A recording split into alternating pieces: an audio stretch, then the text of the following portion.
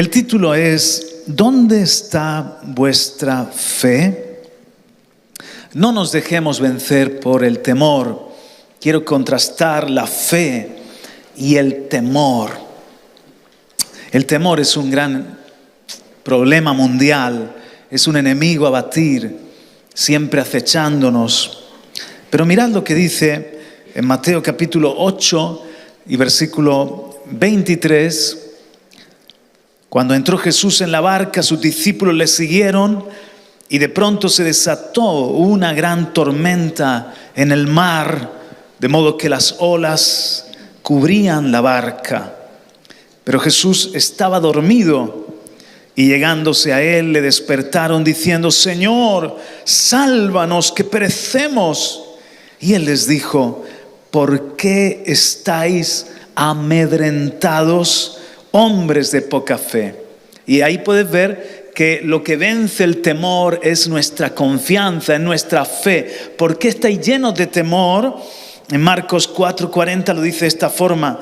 Entonces les dijo: ¿por qué estáis amedrentados? ¿Cómo no tenéis fe? En Mateo, hombres de poca fe. Aquí en Marcos es todavía más enfático. ¿Cómo no tenéis fe? ¿Dónde está vuestra fe? En Lucas 8:25, y de ahí he tomado el título de la palabra, él les dijo: ¿dónde está vuestra fe? Gírate al que está al lado y dile: ¿dónde está tu fe? ¿Dónde está vuestra fe?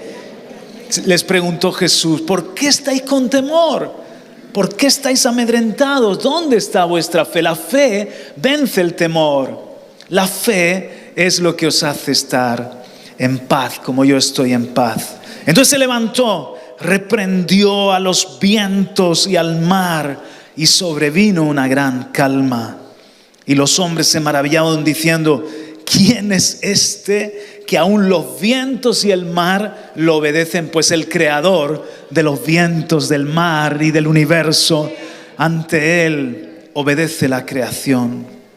Dice: pero ellos estaban, en otra versión, en otro evangelio sinóptico, pero ellos estaban atemorizados y asombrados. Maravillados, hemos leído antes, ahora nos dice atemorizados y asombrados, diciéndose unos a otros: ¿quién pues es este que aún a los vientos y al agua manda y le obedecen? Cuando él da la palabra, ¿qué no obedece?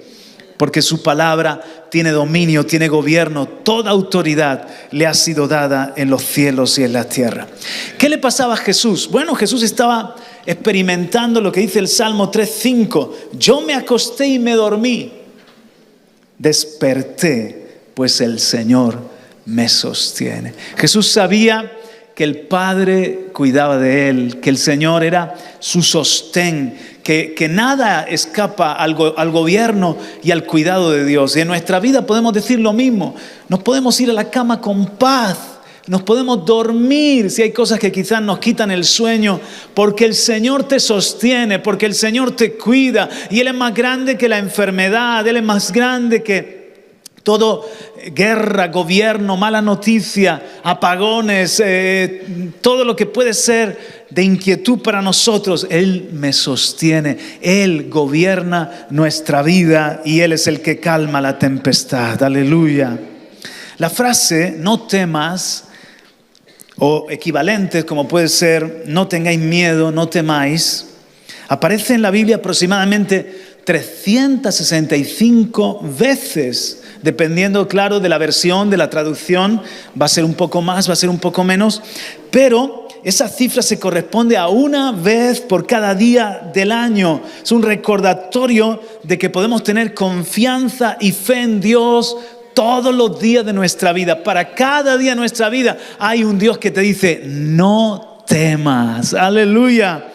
Y por ejemplo, este sigue siendo el texto favorito, el más leído, el más compartido, es el texto de Isaías capítulo 40, donde dice: no temas porque yo estoy contigo. ¿Cuántos hacen esta palabra suya?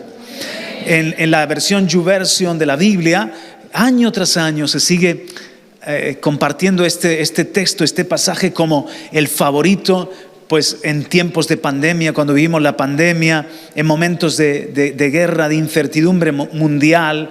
No temas porque yo estoy contigo. No te desalientes porque yo soy tu Dios. Te fortaleceré. Ciertamente te ayudaré. Aleluya. Sí, te sostendré con la diestra de mi justicia. Porque yo soy el Señor tu Dios, que sostiene tu diestra, que te dice no temas. Otra vez lo repite, yo te ayudaré. 3 veces está diciendo yo te ayudaré. Mira, no temas, yo te ayudaré. No temas. 3 veces dice no temas, 3 veces dice yo te ayudaré. Gusano de Jacob, vosotros hombres de Israel, aunque nos podemos sentir un gusanito débil, pequeños en medio del mundo tan grande, el Señor dice yo te ayudaré, declara el Señor, y tu Redentor es el Santo de Israel. No temas, no temas, no temas. Yo te ayudaré, yo te ayudaré, yo te ayudaré. Aleluya. Sabes, tienes que hacer tuyo un no temas. Hay un no temas para ti en la Biblia. Hay bendiciones que tienes que poner allí, tu nombre y tu apellido, que el Señor en un momento de tu vida te bendice con ellas, que son palabras que han marcado tu trayectoria. En mi caso, por ejemplo, es Isaías 43. Con esta palabra, cuando yo tenía 16 años, Él me llamó a servirle. ¿A quién enviaré, Juan Carlos? ¿Quién irá por vosotros? Me llamó en una reunión como esta, en el tiempo de adoración. Y yo respondí a su llamado, le dije, Señor, heme aquí, envíame a mí. En ese momento vino un pastor de la región de Murcia, que en ese momento estábamos haciendo un culto unido, se acercó con este versículo, Isaías 43, mas ahora así dice el Señor, tu creador, ahí hay que poner el nombre de uno, oh Jacob, y el que te formó, oh Israel, no temas porque yo te he redimido, te he llamado por tu nombre, mío eres tú. Cuando pases por las aguas yo estaré contigo, y si por los ríos no te anegarán, cuando pases por el fuego no te quemarás, ni la llama te abrazará. No temas, porque yo estoy contigo. Del oriente traeré tu descendencia y del occidente te reuniré. Tienes que encontrar tu no temas. Por eso es muy importante que podamos conocer la Escritura, que podamos leer la palabra, pidiéndole al Espíritu Santo que nos hable cada vez que estamos frente a ella.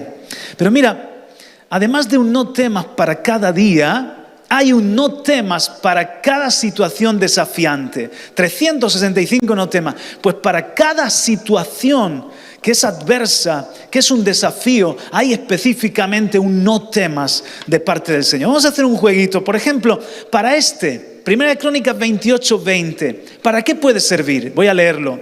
Dijo además David a Salomón su hijo, anímate y esfuérzate y manos a la obra. No temas ni desmayes, porque Jehová tu Dios, mi Dios, estará contigo. Él no te dejará ni te desamparará hasta que acabes toda la obra para el servicio de la casa de Jehová. ¿Cómo podemos, ese no tema, cómo podemos aplicarlo? ¿En qué momento? A ver, levanta la mano, dame una idea, una sugerencia. Este no temas, ¿para qué es una medicina? ¿Para qué es aplicable? A ver, para las fiestas te refieres de Radio y Televisión Vida, ¿no? Pues, por ejemplo, ¿no? Manos a la obra, el Señor está contigo. Para los estudios, a ver, los chicos que estáis ahí examinando, terminando el curso, algunos para empezar la EBAU, no temas, yo estoy contigo. La obra que has empezado la vas a terminar. Para predicar el Evangelio, para un nuevo trabajo, para un desafío que el Señor te encomienda algo y te sientes que no eres capaz. Y te acercaste el día que te invoqué. Dijiste, no temas. Estamos hablando de que el profeta Jeremías invocó al Señor. Y cuando invocó al Señor, el Señor estuvo lejos o cerca. Te acercaste. ¿Y qué le dice? No temas. Esta es una palabra que nos anima cuando le buscamos a Dios. Cuando quizás nos sentimos con culpabilidad o sucios, o que no sabemos si Él estará cerca o estará lejos. Le invocamos y se acerca. Y Él dice, no temas, aunque yo soy un Dios santo y tú eres un hombre débil y pecador, te amo, soy tu Padre, no temas, estás en el mejor lugar de la tierra. Y este otro, no tendrá temor de malas noticias. Su corazón está firme, confiado en Jehová.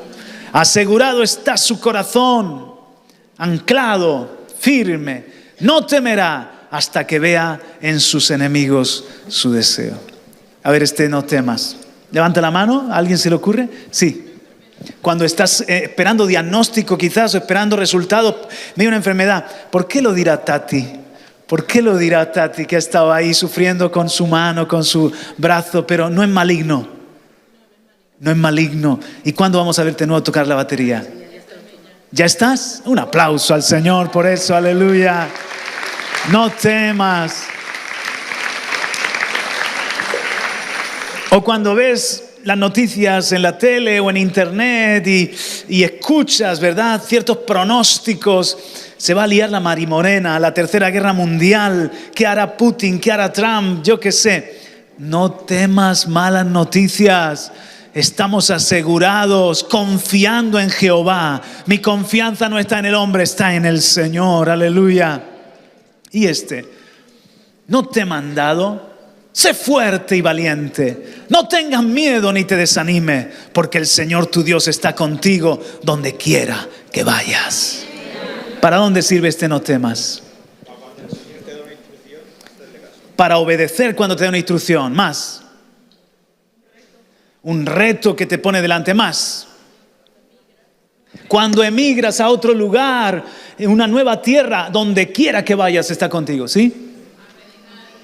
Una obra misionera te envía a predicar a algún lugar y te dice, hey, ¿no te mando yo? Sé fuerte y valiente, no tengas miedo. El Señor, tu Dios, está contigo. Y si Él está conmigo, ¿quién contra mí? Aleluya. Salmo 23:4. Aun cuando yo pase por el valle más oscuro, ¿qué dice? No temeré. Tenemos que saber la palabra de memoria porque el Espíritu Santo va a traer esos no temas. Porque tú estás a mi lado, tu vara y tu callado me protegen y me confortan. Yo me lo sé en la Reina Valera. Mi Biblia es mezcla Reina Valera, la de mi memoria, Biblia de las Américas, Reina Valera. Aunque pase por valle de sombra y de muerte, no temeré mal alguno, porque tú estás conmigo. Tu vara y tu callado me infunden aliento. Cuando estamos en un momento, ¿verdad?, de oscuridad, cuando estamos en un momento que ha fallecido o en riesgo de fallecer un ser querido, cuando estamos en medio de una depresión, de un brete, de un momento estrecho, a nuestro lado va el pastor. Su vara y su callado nos infunden aliento. Y otro que me venía, y si Dios viste la hierba del campo que hoy es y mañana es echada al horno, ¿cuánto más hará por vosotros, hombres de poca fe? En la barca le dijo, hombres de poca fe. Y ahora, para nuestro sustento, para nuestra provisión, para nuestro vestido, nos dice, hombres de poca fe, si yo cuido de la creación, ¿no voy a cuidar también de ti? ¿Acaso no soy yo un Padre bueno? Aleluya. Así que dile al que está a tu lado, no temas por comida, no temas por trabajo, no temas por vestido. Dele aplauso al Señor, aleluya. Amén. Gloria a Dios.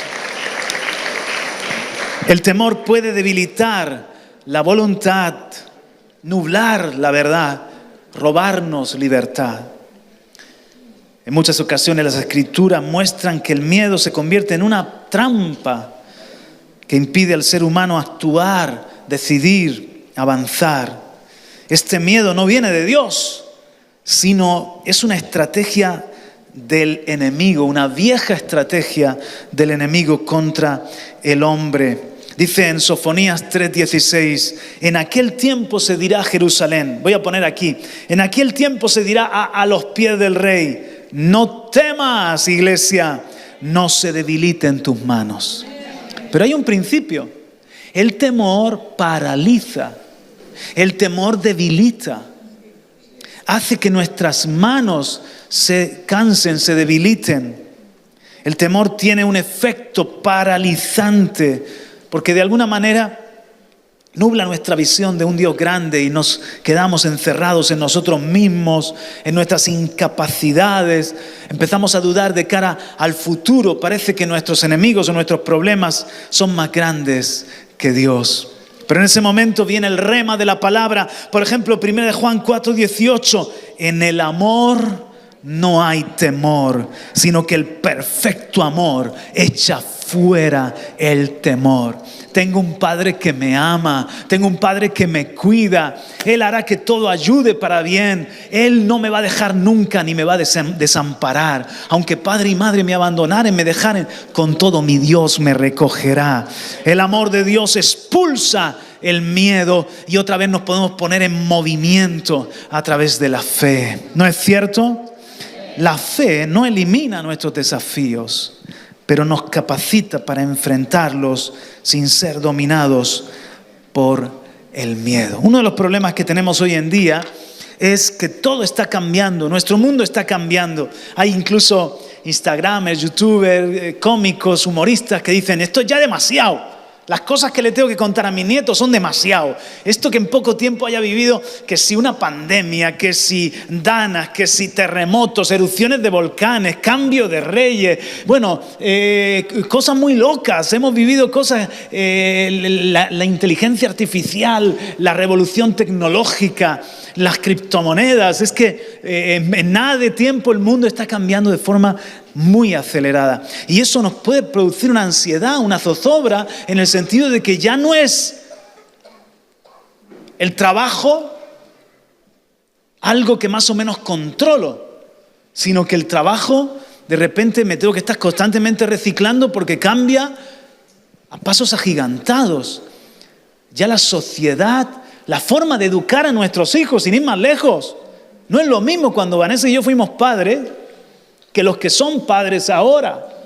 Los que son padres ahora se tienen que formar, se tienen que preparar para los desafíos actuales y no pueden ser cándidos de decir: bueno, pues mi hijo puede ver cualquier cosa, mi hijo puede estar con una pantalla todo el tiempo en sus manos, mi hijo o mi hija pueden salir a la calle libremente porque en 2 días tienes un monstruito que te está haciendo la vida imposible. O sea, entonces eso nos crea de alguna manera una preocupación y algunas veces nos gustaría que el apagón continúe un poco más de tiempo, ¿no? Y volver a la leña y volver a donde ya no hay teléfonos de por medio. ¿Has visto cuando hay un grupo de jóvenes, de adolescentes que se dicen 4 palabras? Tío, ¿cómo estás? Sí, ganó el Madrid. No, perdió el Madrid últimamente. Perdió el Madrid, ganó el Barça. Tal. Bueno, y 4 palabras y enseguida cada uno con su teléfono. Qué rabia da eso, ¿no?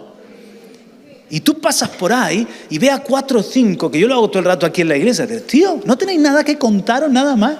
No, ya no lo hemos dicho todo. Salid de la pantallita, guarda el teléfono en el bolsillo. Vamos a veces en el coche nosotros hijo, pero ¿por qué tiene que estar viendo vídeos ahora? Hablemos, veamos el paisaje, yo qué sé, piensa en algo, pero es un poco la realidad que tenemos que administrar. Hay un patrón que yo quiero que veas conmigo. El ser humano tiende a temer lo nuevo, los cambios, lo que no conoce, lo que no controla. Pero a largo plazo muchas de esas transformaciones resultan en progreso. Por ejemplo, voy a poneros algunos ejemplos. Son de alguna forma ideas para no dejarnos dominar por el miedo que paraliza y llenarnos de fe que moviliza. Por ejemplo, este hombre es Gutenberg. ¿Sabías esto? Cuando llegó la imprenta, estamos hablando de ¿qué siglo? Pues siglo XV, hubo un temor en las élites y en los académicos, porque pensaban que iban a perder el control del conocimiento. Algunos vaticinaron que el que hubiese libros impresos iba a suponer el caos social, la distribución masiva de libros, la imprenta, la pérdida de valores y que se iba a llenar todo de herejías. El resultado real, la revolución en la difusión del conocimiento, la alfabetización, la reforma protestante, el surgimiento de la ciencia moderna está conectada con este cambio. Otro ejemplo, siglo XIV, la peste bubónica. Eso fue terrible, eso fue una mortandad como pocas veces ha conocido el ser humano. ¿Cuál fue la reacción? Pánico, teorías apocalípticas. Es el fin, el colapso, el fin de todo. La persecución de los judíos, ellos son los culpables. Esto es un castigo de Dios irreversible, no hay escapatoria. Pero realmente el ser humano se fortaleció, aprendió, siguió adelante, no acabó todo. Aunque fue devastador, hubo transformaciones. Por ejemplo, acabó el feudalismo, mejoró la condición laboral de las personas, avanzó la medicina, avanzaron las condiciones de higiene y también la organización sanitaria. Fue muy importante. Otro ejemplo, la revolución industrial, siglo XVIII y XIX. ¿Cuál fue la reacción inicial de la aparición de las máquinas, de estos cambios, de las fábricas? Miedo al desempleo, ya serán las máquinas las que trabajen por nosotros. Deshumanización del trabajo, contaminación. Esto va a ser el final de la atmósfera. Colapso social. Incluso había profecías de miseria generalizada. Todos vamos a acabar pobres y va a desaparecer el trabajo humano. El resultado, aumentó la productividad, mejoró el nivel de vida a largo plazo, aparecieron nuevas profesiones y creció la clase media. ¿Os dais cuenta? Ante cada cambio, ante cada problema, ante cada cosa nueva, el hombre tiende a reaccionar con un rechazo, con una resistencia a ese cambio y sobre todo se deja llevar por el miedo en lugar de la confianza y de la fe. Pero nosotros somos de ese espíritu o de otro espíritu. De otro espíritu. Mira, esto es loco. Estamos hablando del siglo XIX, la electricidad y el alumbrado. Miedo a los incendios, efectos sobre la salud, nos vamos a volver todos locos. Ya los que trabajan en el gas y en el aceite van a perder el empleo.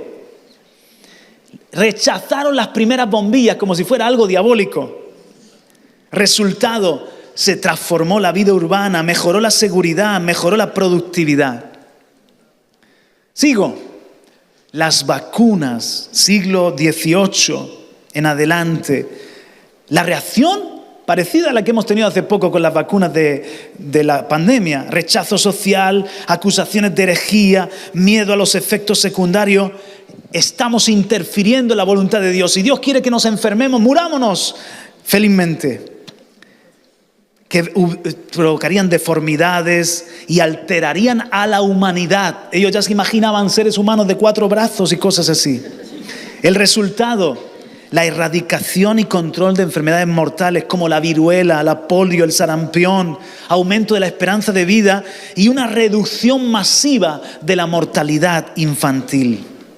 Pero podría seguir poniendo ejemplo. Cuando llegó el ferrocarril, ¿saben lo que decían? Que causaría accidentes masivos, que no era natural ir tan rápido, que afectaría la salud mental provocando mareos y locura, que los que iban dentro del tren probablemente iban a acabar locos. Cuando llegó la radio, 3/4 de lo mismo, miedo a la manipulación masiva, preocupación de que dejara a la gente de hablar, de conversar en familia por estar todos hipnotizados con la radio, que sería un instrumento de propaganda de las dictaduras y arruinaría la cultura. Ya no van a leer ni a escuchar música en vivo. Si la tienen en ese aparato, ¿quién va a querer escuchar música en vivo? Resultado, la radio fue clave para la educación, para integración cultural, para noticias. Permitió unir sociedades y dar voz a sectores que no la tenían. Peor todavía, mediados del siglo XX, la televisión. Van a embotarnos la mente. Los que ven la tele se vuelven violentos y consumen compulsivamente pizzas y hamburguesas. que destruiría la lectura, la conversación, la moral, que conduciría finalmente al adoctrinamiento de masas. Sin embargo, la televisión se convirtió en una herramienta cultural, educativa, revolucionó la política, la publicidad, el entretenimiento, ayudó a visibilizar causas sociales, impulsar movimientos. Y así, mis hermanos, las 2 guerras mundiales, pues ¿qué pensaban? Era el fin de todo, el fin de la humanidad. Los más apocalípticos se dejaron llevar por el temor y bueno, algunos incluso dijeron, antes de que nos maten, quitémonos la vida. Pero ¿y esto? El Internet y la inteligencia artificial, siglo XX y XXI, temor a la desinformación, al aislamiento social. También adicción, colapso de la comunicación humana, en el caso del Internet. Sin embargo, el Internet ha traído una revolución en la comunicación, la educación, el comercio, el activismo, la cultura. También ha traído riesgos, problemas, pero ha traído progreso significativo. Y ahora, lo último, la inteligencia artificial. Perderemos los empleos, nos van a controlar las máquinas. Apocalipsis robótico, fin del trabajo humano, colapso económico, rebelión de las máquinas. Pero, amados, tenemos un poquito ya de antecedentes, aumento de la productividad, asistencia en medicina, ciencia, educación, automatización de tareas tediosas, aunque con desafíos éticos, el impacto será potencialmente positivo, un impacto enorme que hará un antes y un después también en el hombre. ¿Qué es lo que quiero que veáis como un denominador común? Lo que quiero que veáis es que en definitiva es como que el hombre consigue recuperarse, minimizar los problemas y de alguna manera ante los cambios, ante lo novedoso, en lugar de ser pesimistas, catastrofistas, al final tenemos que entender que Dios está con nosotros, que Dios nos dará la capacidad de hacer que eso sea para un bien, para un progreso, que al final el hombre tiene una capacidad impresionante de adaptación, regulación cultural y tecnológica. He estudiado un poquito los que explican el porqué, pero donde quiero ir es aquí. La humanidad no solo supera sus temores iniciales, sino que aprende a utilizar las nuevas herramientas en favor de su desarrollo. Lo que en un principio es una amenaza, luego puede ser una transformación positiva. Oye, Juan Carlos, pero tú eres demasiado cándido. No, tengamos prudencia y confianza. Es un equilibrio. Prudencia. La Biblia nos enseña que nosotros tenemos que ver el peligro. Tenemos que, dicen Proverbios, por ejemplo, 22:3, el avisado ve el mal y se esconde, mas los simples pasan y reciben el daño. Prudencia. O sea, tenemos que ser conscientes de que hay unos problemas que están asociados por ejemplo, a las redes sociales. ¿Podemos usar bien las redes sociales? Evidentemente. Por ejemplo, quizás yo que he estado ahora en Bolivia me he enterado de lo que habéis hecho en la calle, del evangelismo, y me ha bendecido un montón a través de las redes sociales. Pero puedes ser un adicto a las redes sociales y que te confundas tu identidad o que de repente entres en depresión porque idealizas ciertos personajes y tú no llegas a esos estándares, etcétera.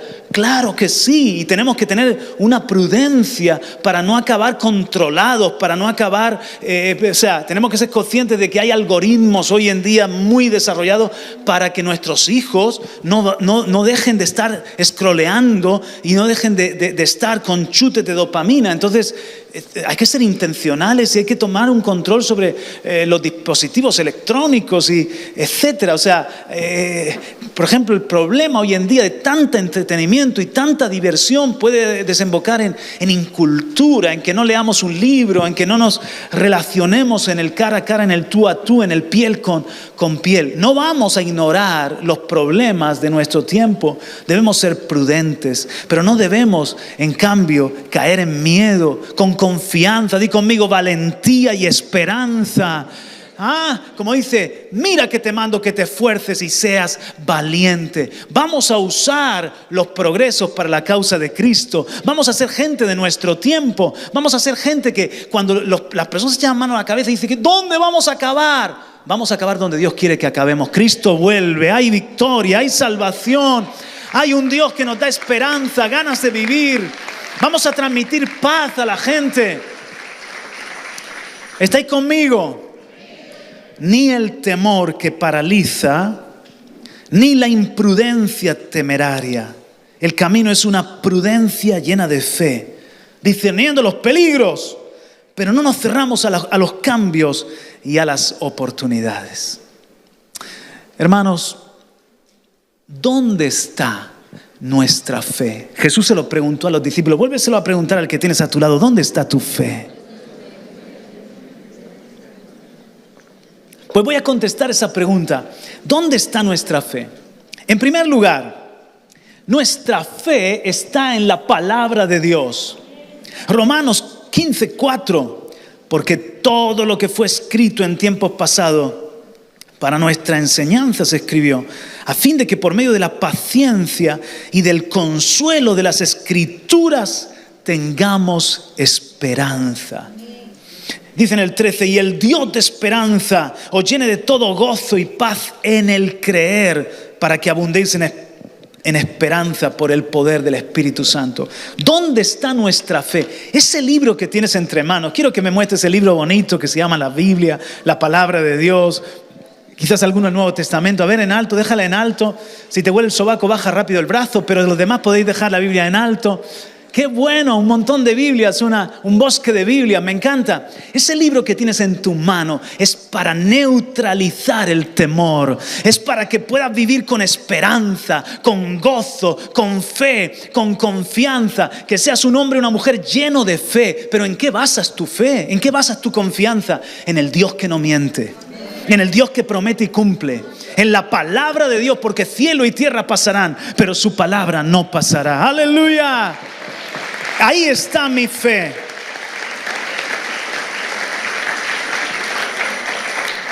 Año 132, entre 132 y 135 después de Cristo, se produjo la rebelión de Bar Kokhba. Era un líder, Simón Bar Kokhba, a quien muchos judíos de la época lo consideraron el Mesías, y se levantó en contra de Roma. Como consecuencia hubo una sofocación de esa rebeldía y prohibieron la lectura de la Torá. Los judíos, porque pensaban los romanos que el leer la Torá era lo que les llenaba de esas ínfulas, de esos deseos de ser líderes, y entonces dijeron que está prohibido terminantemente leer la Torá. Ante esto, el rabí Akiva, un rabino, un maestro, reunió a sus discípulos y siguió enseñándoles las Sagradas Escrituras. Entonces, un sabio de Roma, un intelectual cuyo nombre era Papus, le preguntó al rabí Akiva: a ver, ¿no temes a los romanos? Si os encuentran sumergidos en la lectura y el estudio de la Torá, ¿no temen lo que os va a pasar? ¿Eso lo preguntas tú a quien llaman el sabio Papus? Respondió el rabino. Responderé con una parábola a tus reflexiones. Un zorro paseaba a lo largo de la orilla del río y vio los peces que nadaban ágilmente de un lado para otro, escapando de las redes de los pescadores. Observándole, les dijo el zorro: ¿por qué no salís del agua en la que os veis perseguido y estáis pacíficamente aquí a mi lado? Nadie se atreverá a haceros daño, yo os protegeré. El astuto animal quería devorar a los peces. No seas tonto, le respondieron los pececillos. Si tenemos que temer en el agua, donde nos es indispensable vivir, ¿cuánto más inseguros estaremos fuera del agua? Así nos ocurre también a los judíos. No podemos vivir fuera de la palabra de Dios. Hermanos, la palabra de Dios es imprescindible para nuestra vida, aunque ocuparnos en ella signifique el día de mañana persecución o, como en muchas partes del mundo, ataques. Sin embargo, el peligro está cuando no vivimos sumergidos en la palabra de Dios. Este es el líquido para mi vida, este es el medio ambiente para mi fe. Solamente aquí puedo vencer, solamente aquí puedo resistir los tiempos de incredulidad que vienen a la tierra. Aleluya. ¿Dónde está nuestra fe? En el día que temo, yo en ti confío. En Dios alabaré su palabra. Ay, gracias por tu palabra, Señor, que es la que me ha mantenido en pie, porque la fe viene por el oír y el oír de la palabra de Dios. En Dios he confiado, no temeré. ¿Qué puede hacerme el hombre? Pero no solamente, ¿dónde está nuestra fe? No es solamente en la palabra, sino en obedecer la palabra. Porque muchos oyen y oyen, no se aprovecha porque no va acompañada de obediencia. Dice en Proverbios 1:33, el que me escucha vivirá seguro y descansará sin temor al mal. ¿Por qué yo puedo vivir sin temor al mal? Porque yo no vivo según las normas ni siquiera de mi moral, de mi conciencia, aparte de Dios o de la sociedad, lo que me imponen, sino que yo vivo de acuerdo a los principios de la palabra de Dios. Y bienaventurado el hombre y la mujer que obedecen la palabra de Dios. Esta promesa es para ti. Cuando te acuestes no tendrás temor. Te acostarás y será dulce tu sueño. No temerás el pavor repentino ni el ataque de los impíos cuando venga, porque el Señor será tu confianza y guardará tu pie de ser apresado. Denle un aplauso, aleluya. Amén. Gloria. ¿Dónde está tu fe? Dice Jesús en Lucas 12:32. No temas, rebaño pequeño, porque a vuestro Padre ha decidido daros el reino. Otro de los no temas, le dijo a esos discípulos, ese puñadito de discípulos que se enfrentaban con Roma, con los judíos, con el desafío de llenar el mundo del evangelio. A mi Padre le ha placido daros el reino. Hay una paz indescriptible que solamente podemos experimentar los escogidos, los amados de Dios, cuando tú sabes que tu vida ya no está en tus manos. Yo no soy el que me cuido o el que cuido mi casa. Soy una oveja débil, torpe, pero tengo un pastor poderoso. Y mi vida está en sus manos, está en su cuidado. No importa lo que venga contra nosotros. No temas, rebaño pequeño, manada pequeña. A mi Padre le ha placido daros el reino. Estamos en el reino, estamos en las manos de aquel que ha vencido a la muerte y al pecado y a Satanás el diablo. Entonces, ese es el problema muchas veces. Que nosotros vivimos nuestra vida, tomamos nuestras decisiones, al final nosotros mismos es como Juan Palomo, yo me lo guiso, yo me lo como. Y ahí tienen motivo de temer. Pero ay, mi amigo, cuando de verdad te entregas, en ese vaciamiento hay un descanso. Si el Señor me dice que haga algo y lo hago, no me cuidará, no cuidará Él de sus ovejas. ¿Dónde está tu fe? En esto que dijo Jesucristo, Juan 14:27, la paz te dejo, mi paz te doy. No te doy como da el mundo. No dejes que tu corazón se turbe y no tengas miedo. Mi paz está en el príncipe de la paz. ¿Dónde está mi fe? Mi fe está puesta en Jesucristo, en que Él es fiel para cumplir su palabra. Deuteronomio capítulo 31, versículo 8. El Señor mismo va delante de ti y estará contigo. Nunca te dejará ni te abandonará. No tengas miedo, no te desanimes. El Señor está hoy combatiendo. Hay un escudo que es el escudo de la fe. Cuando vienen los dardos de la incredulidad, cuando vienen los dardos del temor, cuando el enemigo te golpea sembrándote las dudas, de repente tú tienes un escudo poderoso que es el escudo de la fe. Y en este día tu escudo se está engrasando, tu escudo se está haciendo más grande, tu escudo se está fortaleciendo para apagar todo temor y todo dardo del enemigo encendido. ¿Dónde está mi fe? Mi fe está en su presencia. En su presencia estará contigo. En su presencia plenitud de gozo. Yo lo tenía muy claro ahora que me pillaron esas fiebres tifoideas, 39,5. Además, cuando empezó la enfermedad, estábamos en un hotel rural. Me pilló en medio del campo y no tenía para abrigarme, no había manta en ese hotel por el calor de Bolivia, no había. Entonces empecé a temblar ahí, a temblar y me puse dobles calcetines, toda la ropa, me puse toda la ropa que me llevé y me puse toallas también para intentar entrar en calor. Y bueno, esa noche fue de viajes al baño, uno detrás de otro, quizás 30, no lo sé, pero ¿sabes una cosa? Yo lo tenía claro. Me puse la alabanza, me puse predicaciones, porque esa noche no dormí nada, pero me puse a Pastor Benjamín, la predicación del Pastor Marco, que estuvo aquí predicando una palabra de que Dios recompensa como nadie.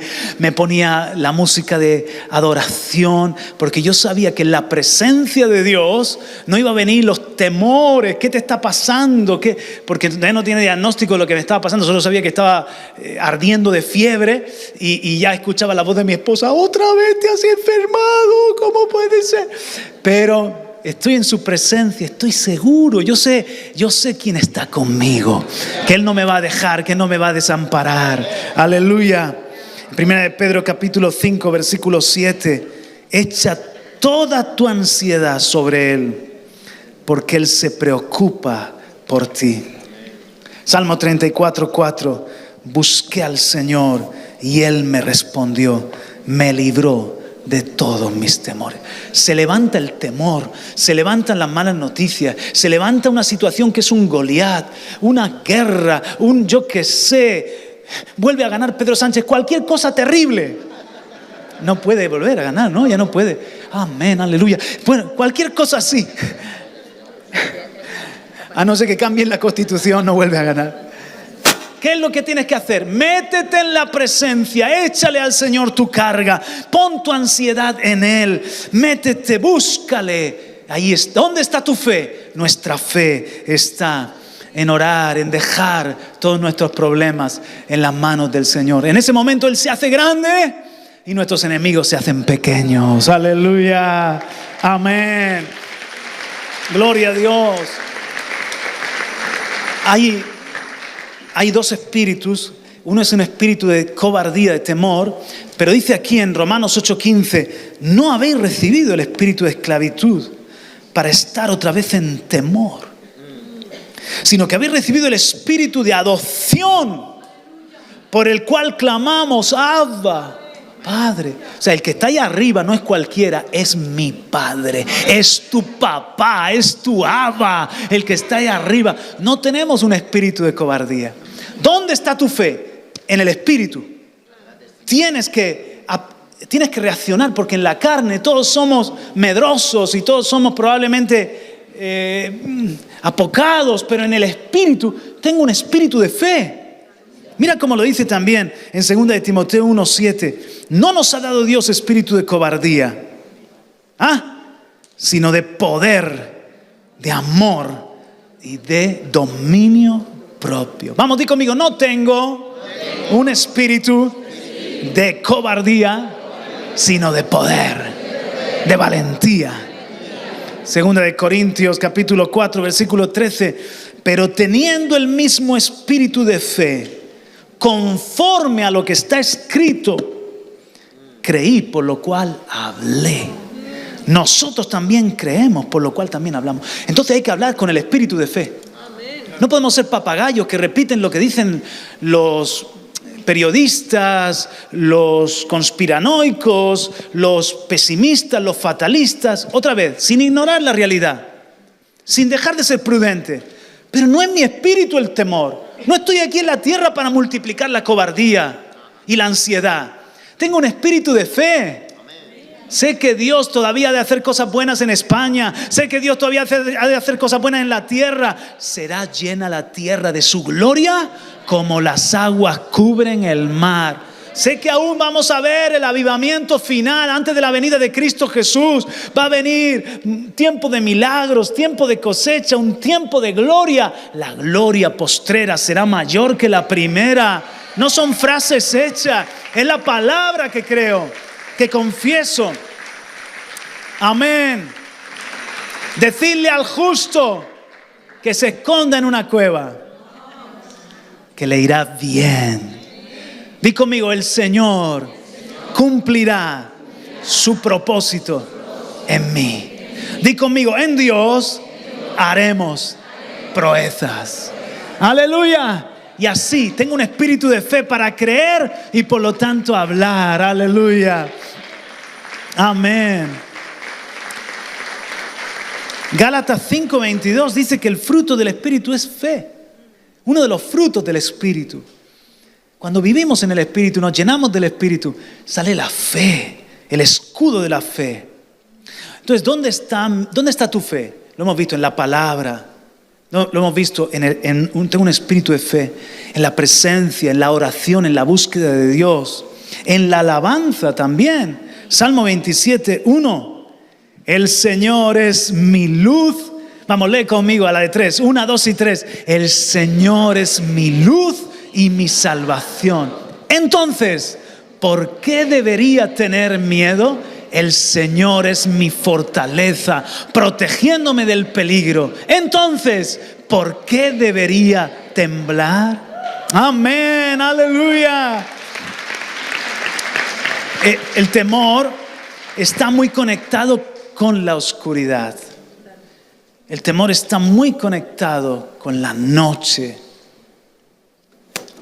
Qué terrible aquellos que les pilló el apagón en un ascensor, ¿no? En un lugar sin luz, en medio de un quirófano, una operación, ¡fa! Aunque ahí tienen grupos electrógenos que salvan esos momentos, pero que te pille y ¡fa! Y en una oscuridad. ¿Esto qué es, Dios mío? Pero Jesús ya pasó por un apagón terrible en la cruz del Calvario, por una oscuridad de 6 horas, por la separación del Padre.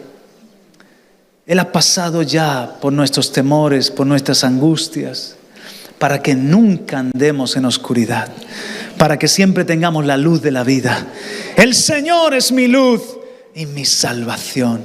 Aunque las tinieblas están en toda la tierra, densa oscuridad cubre las naciones, sobre nosotros ha amanecido el Señor y sobre nosotros resplandece su luz. Andarán las naciones a tu luz y los reyes de la tierra al resplandor de tu amanecer. ¿Te das cuenta? No hay temor porque tengo luz. Pero quería referirme al Salmo 27 como a una alabanza. En la alabanza ahí también, ¿dónde está tu fe? En mi alabanza. Este es un salmo. Esto lo cantó David rodeado de ejércitos. Esto no es poesía, rodeado de ejércitos que venían contra él. El tipo se pone a cantar esto. Aunque un ejército acampe contra mí, aunque contra mí se levante en guerra, yo viviré confiado, porque una cosa he demandado al Señor y esa buscaré, que habite yo en su casa todos los días de mi vida, para contemplar su hermosura, inquirir en su santuario. Porque en el día malo me pondrá en alto, levantará mi cabeza sobre mis enemigos que me rodean, y en la casa del Señor sacrificaré alabanzas. En el día del temor alaba al Señor.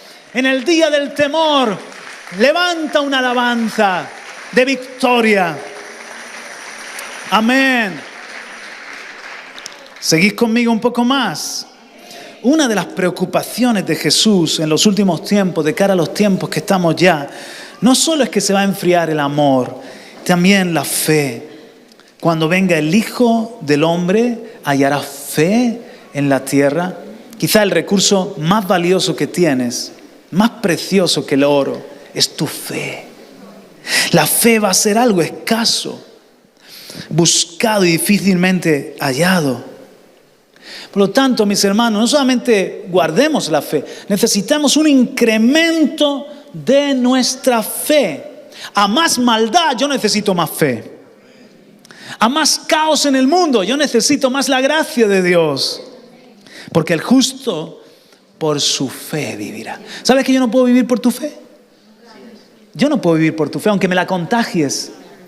aunque podamos animarnos, al final el justo por su fe, tú tienes que responsabilizarte de tu fe, de que el diablo no te la robe, no te la pague, no te la debilite.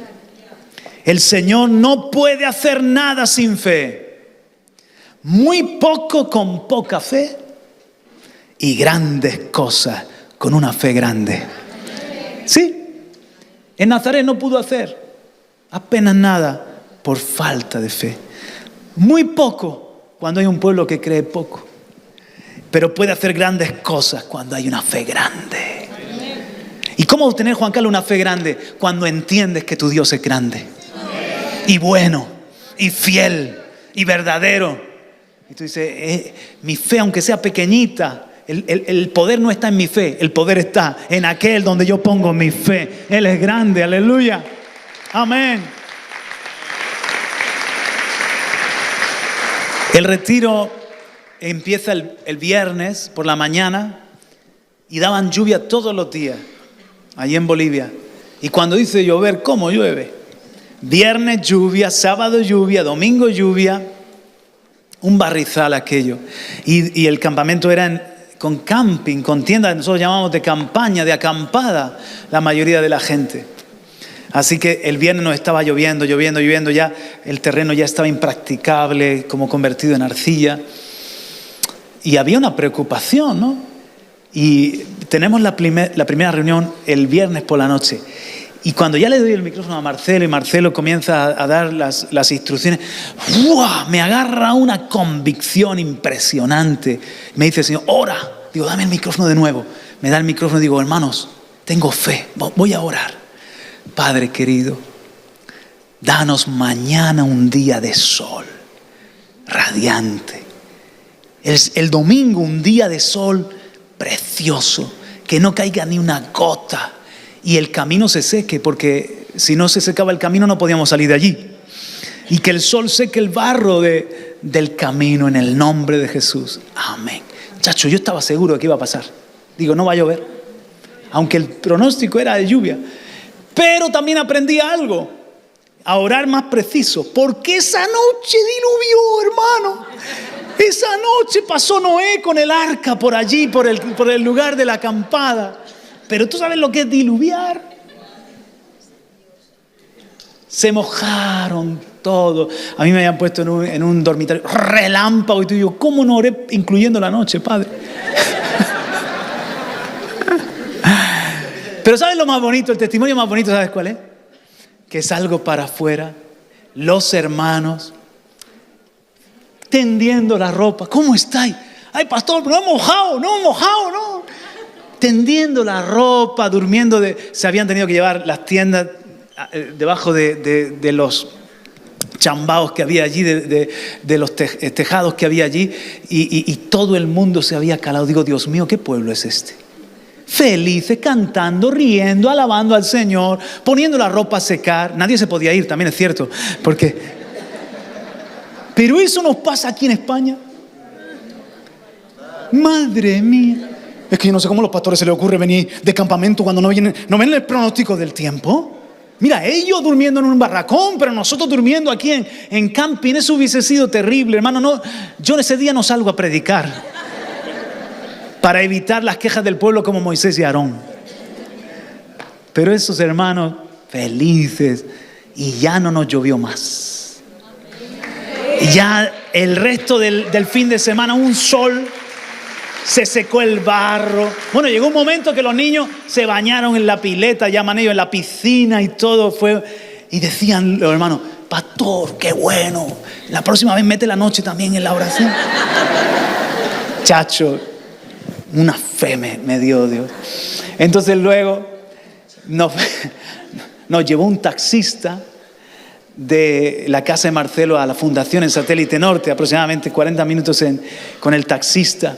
Le predicamos el evangelio, le hablamos el hombre por arriba, por abajo, por todos los lados, le hablamos con historia, le predicamos el evangelio de todas las formas de vida por haber. Y cuando estamos ya entrando a Satélite Norte, todavía faltaba un trecho para la fundación, de repente se para el coche y dice, oye, va, me he quedado sin diésel, me he quedado sin gasolina. Y miro a Marcelo y digo, pero ¿Qué taxista se deja? Sí. Le pongo la mano al coche. Digo, tranquilo. Porque yo ya he tenido varios milagros de multiplicación de gasolina, de verdad. Digo, tranquilo. Padre querido, gracias. Multiplica la gasolina, Padre, para que lleguemos. O sea, hago una oración, pero lleno de fe. Yo estaba seguro de que había ángeles allí multiplicando la gasolina. Le digo, arranca. Mira, arranca. Padre. Mira, arranca. Va a ser que no, ¿eh? Va a ser. Pero la fe la tuve. No hizo el milagro, pero la fe la tuve, que lo sepas. Digo, Padre, que era un inconverso. Tú sabes la oportunidad grande que había aquí de hacer un milagro, que viene el domingo a la iglesia fijo. Y Dios me dice, esto no funciona así, hijo, ¿eh? Esto, sigue creyéndome, pero esto al final es lo que yo quiero, no lo que tú quieres, ¿eh? Tú no sabes lo que yo estoy tratando con este descuidado. Dile al que está a tu lado, ten una fe grande. Amén, aleluya. Amén. Mira lo que dice Joel 2:21. Tierra, aquí podemos decir España, no temas, alégrate y gózate, porque Jehová hará grandes cosas. ¿Por qué gozarnos? ¿Por qué alegrarnos? Tenemos muchos motivos para estar preocupados, pero es que nosotros, ¿por qué estamos alegres? ¿Por qué nos podemos gozar? Porque sabemos que el Señor hará grandes cosas en esta tierra de España y en todo lugar. ¡Aleluya! ¡Qué hermosa palabra! Me gusta la palabra que estoy predicando. Hermano, termino. La historia no está gobernada por el caos, sino por un Dios que guía, que redime, que transforma. Aunque el hombre inventa, hace, deshace, pero Dios está en el trono. Estamos tranquilos, tenemos fe, tenemos confianza, neutralizamos el temor que paraliza. Amén. Volvamos al principio, volvamos a la historia, volvamos a leer. ¿Me lo lleváis, por favor, al comienzo de mi presentación, si sois tan amables? Y volvemos a leer esos momentos de Mateo 8, cuando entró Jesús en la barca, sus discípulos le siguieron y de pronto se desató una gran tormenta en el mar, de modo que las olas cubrían la barca, pero Jesús estaba dormido. Y llegándose a él le despertaron diciendo, Señor, sálvanos, que perecemos. Y él les dijo, ¿por qué estáis amedrentados, hombres de poca fe? ¿No crees que nos lo está diciendo hoy el Señor? ¿Por qué estáis amedrentados a los pies del Rey? ¿Por qué estáis amedrentados? ¿Cómo no tenéis fe? En Lucas 8:25, ¿dónde está vuestra fe? Y entonces se levantó, reprendió a los vientos y al mar, y sobrevino una gran calma. Hermanos, Él está llevando este vehículo, Él está con nosotros. Esa es nuestra tranquilidad. No sabemos lo que vaya a pasar, las tormentas que se vayan a levantar, pero sabemos quién conduce. ¿Quién conduce mi vida? ¿Quién conduce mi familia? Y la barca que es su iglesia en la tierra. Me ministró mucho, termino con esto, cuando fuimos al lugar de retiro, que os he contado ahora. El camino era por el Urubó, más allá del Urubó, por ahí camino de Porongo, y el camino era arcilloso y había llovido mucho, entonces llovía sobre mojado.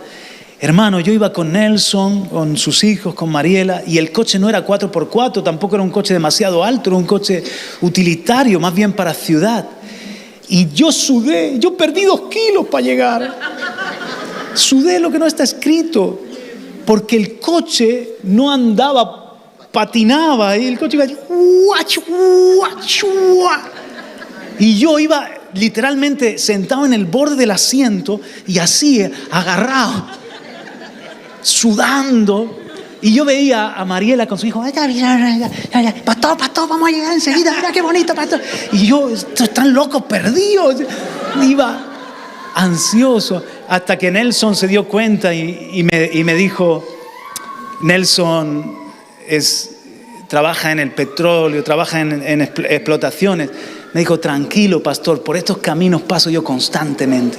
Sí que es cierto que con un 4x4, pero tranquilo, pastor, que yo estoy acostumbrado. Está sufriendo, ¿verdad, pastor? Tranquilo.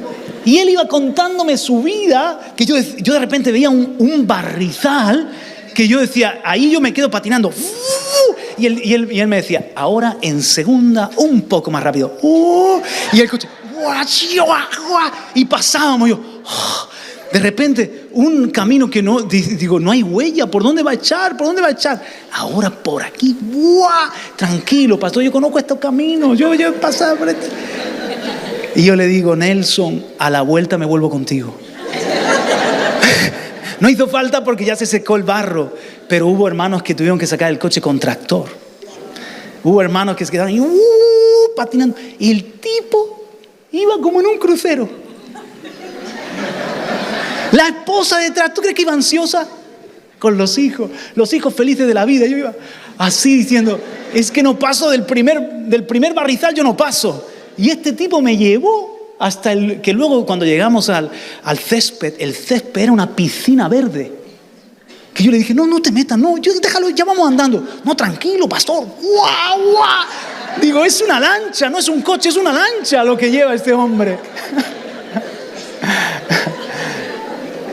Me ministró la fe de Nelson. Él sabía. Él tenía la experiencia, él sabía. Y ¿sabes qué? Que Jesús sabe. Jesús ha pasado ya por todos los valles de sombra, por el trance de la muerte, por enfrentarse al diablo, por todos los barrizales que tú te vayas a enfrentar. Ya Jesús ha pasado. Él sabe llevar tu barca, Él sabe llevar tu vehículo, Él sabe pasar el camino. Puedes ir tranquilo a su lado, aleluya. Yo no lo pasaría solo, pero con Jesús, dile al que está a tu lado, no hay nada que temer. Amén, ponte en pie, dale otro aplauso al Señor, aleluya. Amén. Padre, gracias por traernos esta palabra de fe, Señor.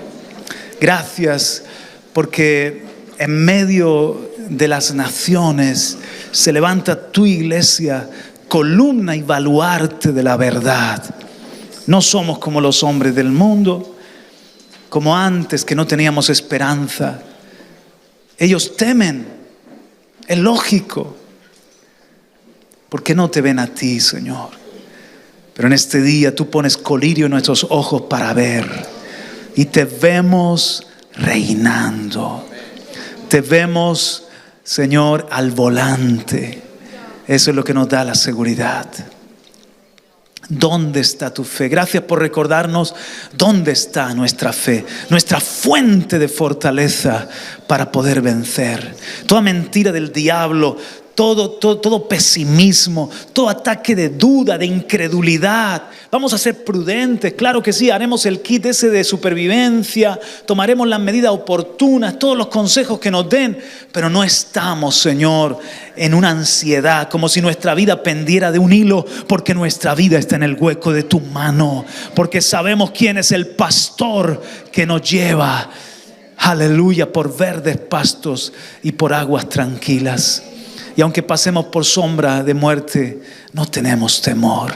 Nos das el aliento de tu palabra. Gracias por tu palabra. Gracias por esos 365 no temas. Gracias por hablar a nuestra vida, Padre, en el nombre de Jesús.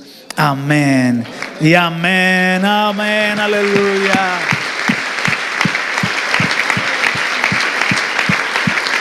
El Espíritu Santo me dice que haga una invitación a poner tu confianza en Jesucristo, a poner tus manos, tu vida en las mejores manos.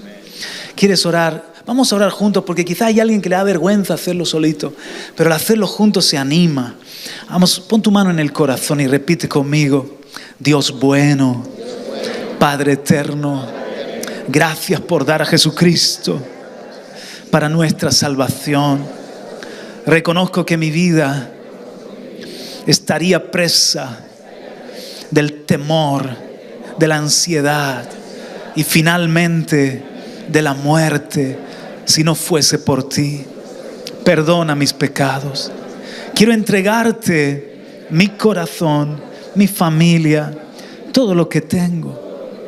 Padre, te doy gracias por tu amor que echa fuera el temor, y porque Jesucristo venció a la muerte. Él está vivo. Sálvame. Ven a reinar en mi corazón y deposito toda mi confianza en ti, desde ahora y para siempre. Amén. Gloria a Dios. Amén. Aleluya.